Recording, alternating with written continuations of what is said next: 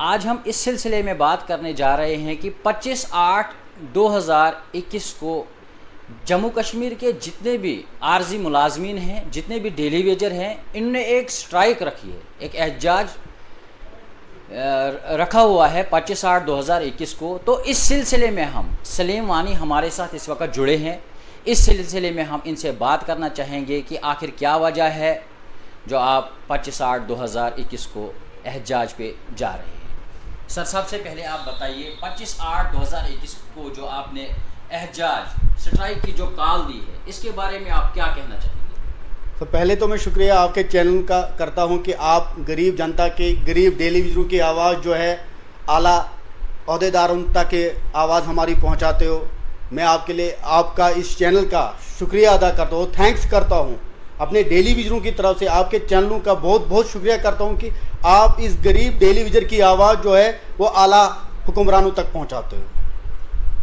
तो आप हमें बताइए, महकमा जल शक्ति को दफ़ा 370 और 35A हटने के बाद क्या फ़ायदे हुए और क्या नुकसान हुए? सर, पहला सवाल का मैं जवाब देता हूँ आपको। पहले जो आपने बोला 25 तारीख को जो स्ट्राइक रखी है आपने, ये किस लिए रखी है, क्या वजह है? सर, स्ट्राइक तो हम कंटिन्यू भी कर रहे हैं, ये तो हर मीडिया वाले को पता है, हर ओहदेदारान को पता है, हर हुक्मरान को पता है। मुझे समझ नहीं आ रही है, हमारे ख्याल में खाली उस ओहदेदारान को पता नहीं चल रहा है जो दिल्ली में बैठे हैं। जम्मू के जितने ओहदेदारान थे, जम्मू कश्मीर के, चाहे वो एनसी के ओहदेदारान हैं, चाहे वो कांग्रेस के हैं, चाहे वो पीडीपी के हैं, चाहे वो बीजेपी के हैं, चाहे किसी भी पार्टी के साथ कोई भी जो वाबस्ता है, जो भी वाबस्ता इन मतलब पार्टियों के साथ है, उन्हें पता है ये डेली वेजर जो हर महीने, हर हफ्ते के बाद इनका स्टेटमेंट आ जाता है डेली वेजर का कि अब स्ट्राइक हो रही है, भाई स्ट्राइक करनी है।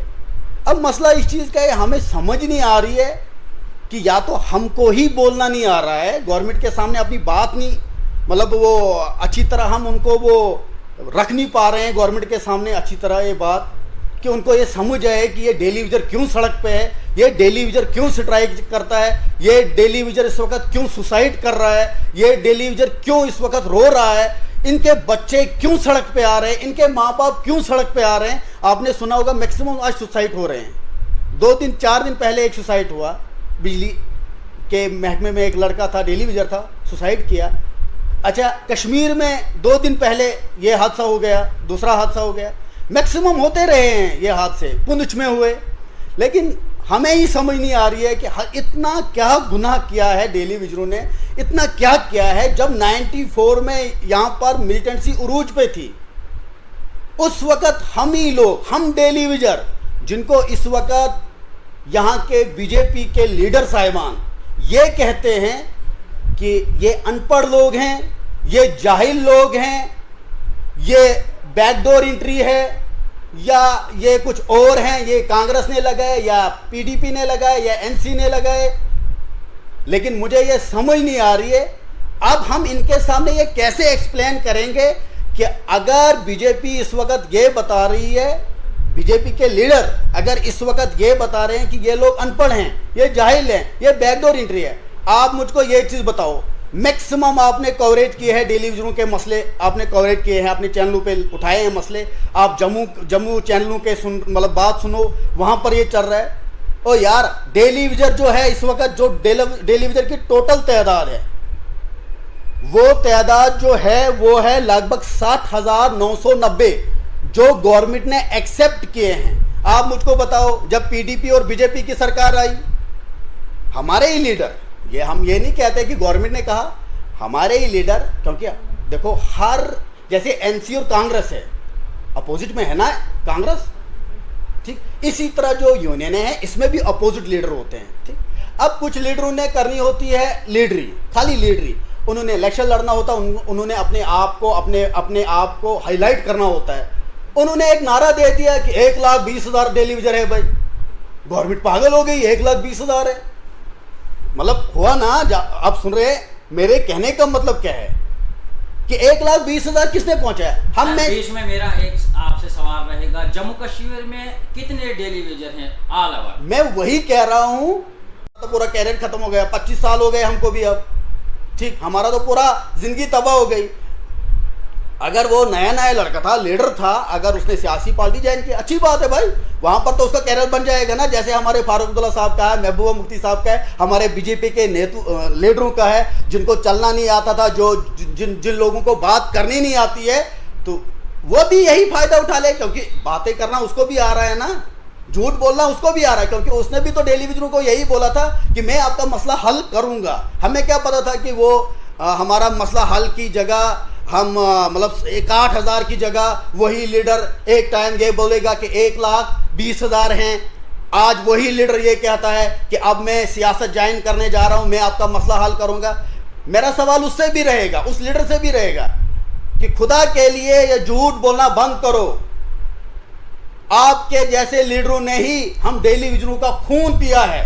अगर आप लोग गलत कमेंट नहीं करते, आप स्टडी करके बात करते, जैसे बीजेपी के नेता आते हैं तो वो तो बगैर स्टडी के बात कर लेते हैं कि ये बैकडोर एंट्री है, ये अनपढ़ लोग हैं, ये अब कांग्रेस नहीं ले, क्योंकि उनने होमवर्क किया ही नहीं होता है, कि नहीं किया होता ना। इसी तरह हमारे लीडर जो हैं वो हर मीडिया चैनल पे आ जाते हैं, एक बोलता है 1,20,000 है, एक बोलता है 70,000 है, एक बोलता है और कुछ है।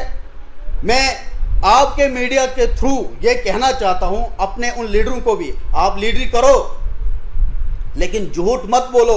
कम से कम गवर्नमेंट के सामने वही फिगर रखो जो गवर्नमेंट ने एक्सेप्ट किया है। मतलब 60,990 जो सेक्रेटरीट में जिन लोगों का डाटा है पूरे J&K का, वो है 60,990।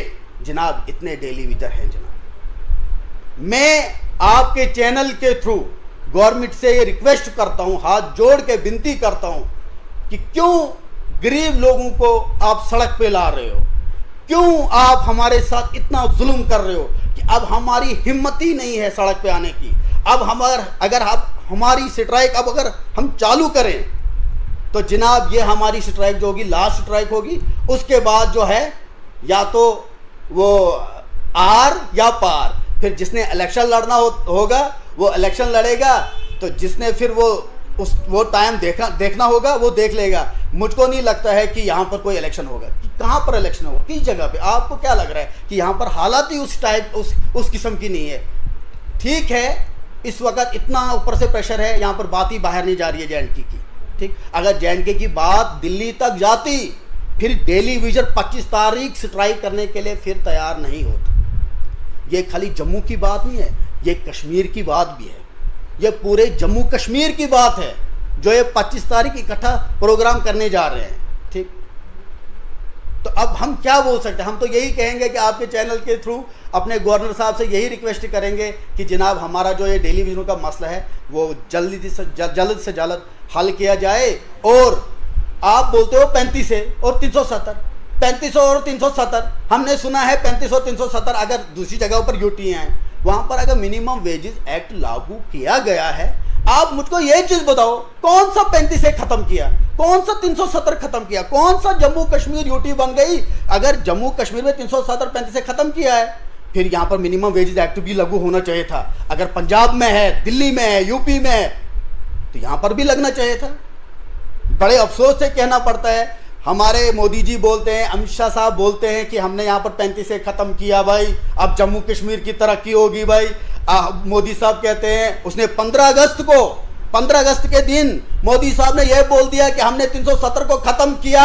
और जम्मू में इस वक्त जम्मू कश्मीर में जो है वहाँ की स्टेट जो है, वहाँ की यूटी जो है, वो क्या बोलते हैं, वो कहाँ के लिए जा रही है? वो तरक्की कर रही है। ओ तरक्की कर रही है, फिर इसका मतलब यही हुआ कि हम गरीबों की बात उस तक पहुंचती ही नहीं है, जम्मू कश्मीर की बात वहां पहुंच ही नहीं रही है। फिर वो झूठ बता रहे हैं। 15 अगस्त के दिन भी उसने झूठ बोला है कि 370 और 35 से खत्म करके जम्मू कश्मीर में तरक्की हुई है। कौन सी तरक्की हुई है? फिर डेली विजन सड़क पे क्यों है? अगर यहाँ पर यूटी बनाई गई है, फिर मिनिमम वेजेस एक्ट क्यों नहीं लागू किया गया?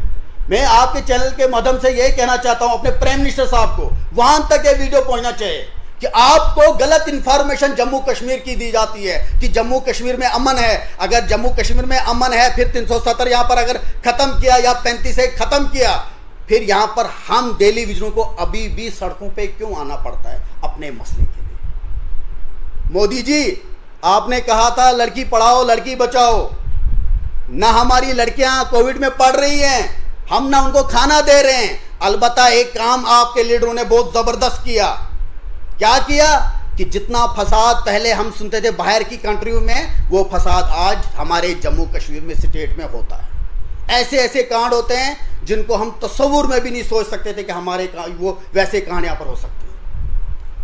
अगर आपकी जो स्ट्राइक 25/8 को शुरू होने वाली है, हर डिपार्टमेंट की अपनी अपनी यूनियन होगी, क्या ये एक नहीं हो सकते हैं?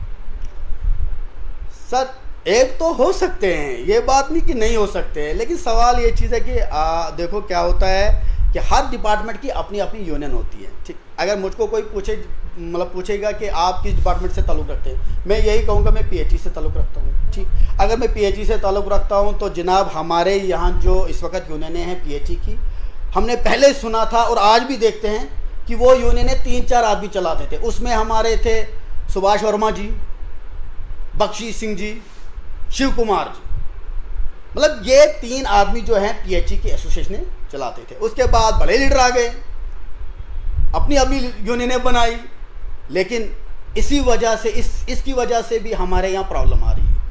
इसकी वजह से भी हमारे यहाँ प्रॉब्लम हो रही है। मैं हाथ जोड़ के यही रिक्वेस्ट करता हूँ इस वक्त सब लीडरों को।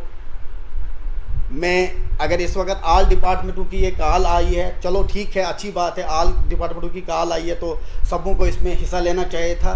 लेकिन साथ में मैं ये कहना चाहता हूँ अपने पीएचई के लीडरों को, उनको खाली पीएचई की कॉल देनी चाहिए। क्यों? क्योंकि सब जितना भी गंद है, क्योंकि इस पीएचई एसोसिएशनों में बड़े बड़े ऐसे चोर लीडर भी बन गए ना, जो नाम के बन गए, जो नाम के लीडर बन गए, जिन्होंने ये दावा कर दिया कहीं 1,20,000, कहीं 70,000, कहीं कुछ। तो असल में जो तादाद पीएचई डेली विजनों की है वो 16,000 कुछ है तादाद। तो जनाब अगर हम खाली पीएचई वाले अपने मसले के लिए लड़ेंगे तो हमारा मसला हल होगा।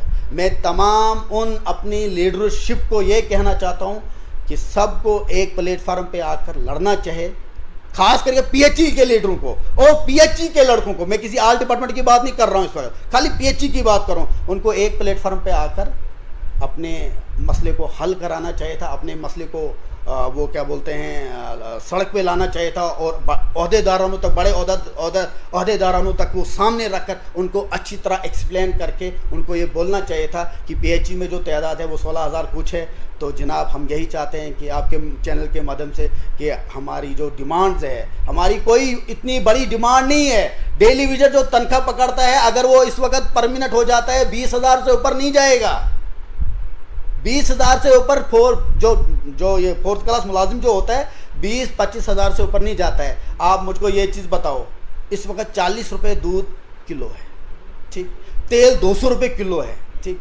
मुझको ये समझ नहीं आता है कि हमारे मोदी जी कहते थे पहले जब नए वो आए थे, उन्होंने ये नारा दिया था कि मैं चाय वाला था। उस वक्त चाय 2 रुपये का कप मिलता था, जम्मू कश्मीर में 1 ही रुपये का मिलता था, तो 2 रुपये का कप मिलता था, ठीक है। तो जनाब अगर उस वक्त 2 रुपये या 1 रुपये का कप मिलता था तो उसी मोदी जी को मेरे ख्याल में कोई चाय सामने नहीं देता है। अगर उसको चाय सामने दिया जाता, वो चाय पीता, उसका टेस्ट देखता, उसमें शक्कर देखता, उसमें चाय देखता, उसमें दूध देखता, उसको पता लग जाता था इसमें क्या क्या चीज़ लगता है और इस टाइम उसके बहाव कितने हैं।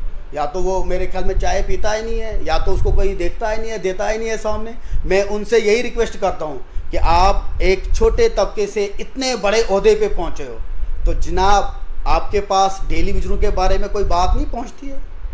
खुदा के लिए एक बार डेली विजनों का कहीं अपनी तकरीर में नाम लो, नहीं तो आने वाले इलेक्शन जो आपके हैं वो बहुत महंगे पड़ जाएंगे जनाब। दूसरी बात सर यही मैं कहता हूँ आपके चैनल के माध्यम से, मैं फिर कहता हूँ अपने प्राइम मिनिस्टर साहब को, अपने जितनी भी लीडरशिप है, जितनी भी लीडरशिप दिल्ली में बैठ जो इस वक्त हमारी यूटी गवर्नमेंट यहाँ पर चला रहे हैं, इस स्टेट को चला रहे हैं, मैं उनसे हाथ जोड़ के रिक्वेस्ट करता हूँ खुदारा हम डेली विजनों का मसला हल